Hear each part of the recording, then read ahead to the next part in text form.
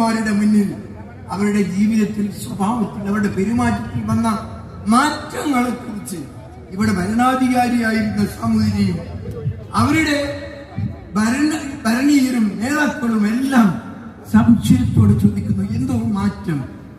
നമ്മുടെ ഈ സുഹൃത്തുക്കളിൽ നേരത്തെ നാമുമായി വർത്തക രംഗത്ത് നമ്മൾ ബന്ധപ്പെട്ട ഈ ആളുകളിൽ എന്തോ വലിയ മാറ്റങ്ങൾ കാണുന്നു.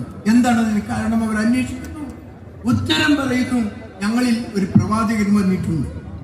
ആ പ്രവാചകന്റെ ദിവ്യമായ സന്ദേശം ഉൾക്കൊണ്ടതിന് ശേഷമാണ് ഞങ്ങളുടെ ഈ സ്വഭാവത്തിൽ മാറ്റമുണ്ടായി. ഞങ്ങളുടെ ക്ഷമയും ഞങ്ങളുടെ മനുഷ്യരെ ഒന്നായി കാണാനുള്ള വീക്ഷണവും എല്ലാം ഉണ്ടായത് ആകർഷിക്കപ്പെടുന്നുണ്ട്.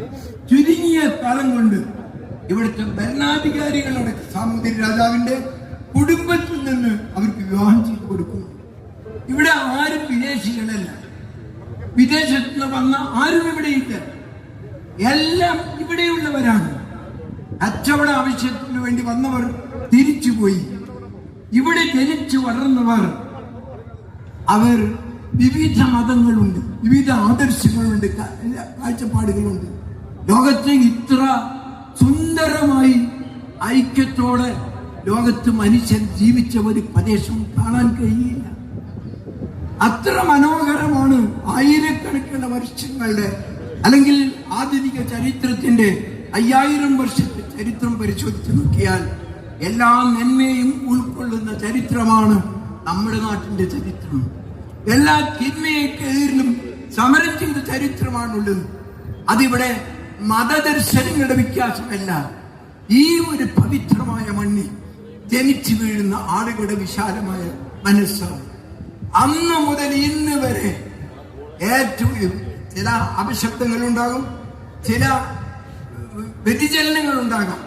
പക്ഷേ ഇത്ര സൗഹാർദ്ദം നിലനിൽക്കുന്ന ലോകത്ത് മറ്റൊരു പ്രദേശവും നമുക്ക് കാണാൻ കഴിയും.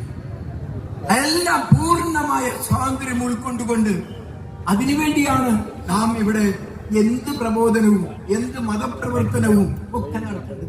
മഹാനായ പ്രവാചകൻ ആദ്യമായി മദീനയിലേക്ക് അഭയം തേടി പോയപ്പോൾ അവിടെയുള്ള ജൂത ക്രൈസ്തവ പുരോഹിതന്മാരുടെ വീട്ടിലേക്ക് ചെല്ലുകയാണ് ചെയ്തത്.